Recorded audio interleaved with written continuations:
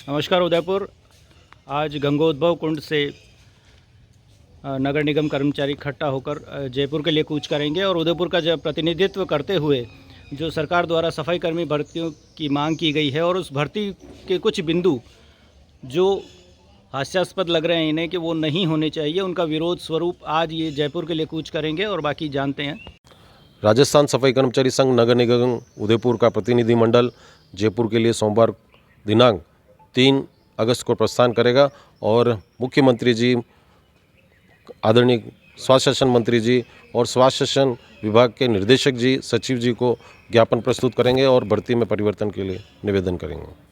नमस्कार, पहले तो मैं आपका चैनल का धन्यवाद दूंगा जो आपने सफाई कर्मचारियों की बात हमारी सुनने के लिए पधारे हैं। और मैं राजस्थान सफाई कर्मचारी संघ महामंत्री महेश सरसिया, सरकार द्वारा अभी हाल ही में जो भर्ती संविदा पर निकाली है, मुझे नहीं लगता है कि सरकार की मंशा है कि भर्ती हो पाए, क्योंकि हाल ही में निकाय के चुनाव सिर पे हैं और आचार संहिता में ये भर्ती जा रही है।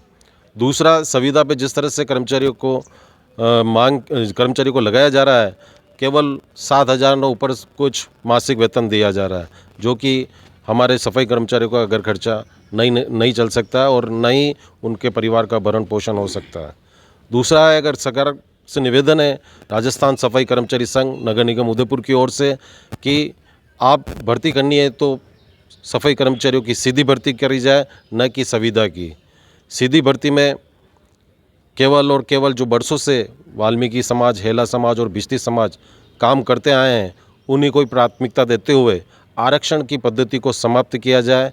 आरक्षण पद्धति में अन्य समाज के जो लोग लगे हैं, उदयपुर ही नहीं अपितु प्रदेश भर में जितने भी कर्मचारी लगे हैं वर्ष 2018 में, वे सभी धरातल पर काम नहीं कर रहे हैं, कहीं ना कहीं किसी अधिकारी के घर पर या अन्य विभाग जैसे कि उद्यान हुआ या दूसरा कोई शाखा हुई उसमें कार्य कर रहे हैं। मेरा सरकार से निवेदन है कि इस भर्ती को आरक्षण पद्धति में समाप्त करते हुए केवल और केवल जो परंपरागत रूप से कार्य करती आ रही है ये समाज, इनको ही प्राथमिकता दी जाए। और जैसा कि पूर्व में 2024 में जो आदेश निकाला था स्वास्थ्य शासन विभाग और राजस्थान सरकार ने कि 407 पद, और अभी वर्तमान में जो आदेश निकला है केवल 300 का, तो 107 पद कहाँ गए। और उदयपुर तो झीलों की और पर्यटक नगरी है, यहाँ तो और अधिक संख्या में कर्मचारी को लगाना चाहिए। और जनसंख्या का अनुपात भी देखें, क्योंकि पहले तो जनसंख्या का अनुपात केवल नगर निगम तक ही सीमित था, अब यूडीए जो क्षेत्र हैं उस क्षेत्र को भी नगर निगम में सम्मिलित कर लिया है और अधिक से अधिक संख्या में सरकार से मांग है कि भर्ती करी जाए जनसंख्या का अनुपात निकालकर। और कुछ कर्मचारी हमारे 23 के बाद में सेवानिवृत्त निरंतर हो रहे हैं। सेवानिवृत्त के बाद में कुछ यहाँ से उदयपुर ज़िले से स्थानांतरण करके अन्य ज़िलों में जा रहे हैं, तो वो पद भी रिक्त ही है हमारे। उसके अलावा कुछ की मृत्यु हो गई है, वे पद भी रिक्त हैं। तो ये सारा रेशो देखते हुए सरकार से निवेदन है कि इन सारी चीज़ों को ध्यान में रखते हुए जनसंख्या के अनुपात आप इस भर्ती को जनसंख्या को बढ़ाते हुए सफाई कर्मचारियों की संख्या आगे बढ़ाते हुए इस भर्ती को की जाए।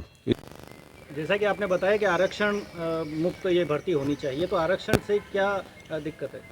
आरक्षण में यूँ है कि जो अन्य जातियाँ हैं वे भी इसमें आवेदन कर रही है, जैसे कि 2018 में जिन्होंने आवेदन किया है और वो सीधी भर्ती में लॉटरी के माध्यम से सीधा आ गए। और आज उदयपुर जिला ही नहीं, उदयपुर नगर निगम ही नहीं, बल्कि पूरे प्रदेश भर में दूसरे समाज के लोग लग तो गए हैं लेकिन वे काम नहीं कर रहे हैं। इसलिए आरक्षण पद्धति को समाप्त करते हुए केवल और केवल पाना सबका संवैधानिक हक है और आरक्षण के अंतर्गत अगर वो नौकरी पाते हैं और कहीं अन्यत्र लगे हुए हैं तो यूनियन क्या कर रही है? देखो, ये उदयपुर नगर निगम में भी हमने आह्वान किया था और कुछ को तो हमने यहाँ से बाहर निकाला और वे सड़कों पे काम कर रहे हैं, लेकिन जो प्रदेश भर की बात बता रहा हूँ मैं, केवल उदयपुर ज़िले की ही नहीं, ये समस्या पूरे राजस्थान प्रदेश की है। और प्रदेश में विधानसभा में भी कई विधायकों ने ये मुद्दा उठाया, लेकिन सरकार का कोई परिवर्तन नहीं हुआ। तो सरकार से निवेदन है कि इस आरक्षण पद्धति को समाप्त किया जाए। सफाई कर्मचारी एकता जिंदाबाद, जिंदाबाद, जिंदाबाद। सफाई कर्मचारी एकता जिंदाबाद, जिंदाबाद, जिंदाबाद। आवाज दो, आवाज दो, भारत माता की जय।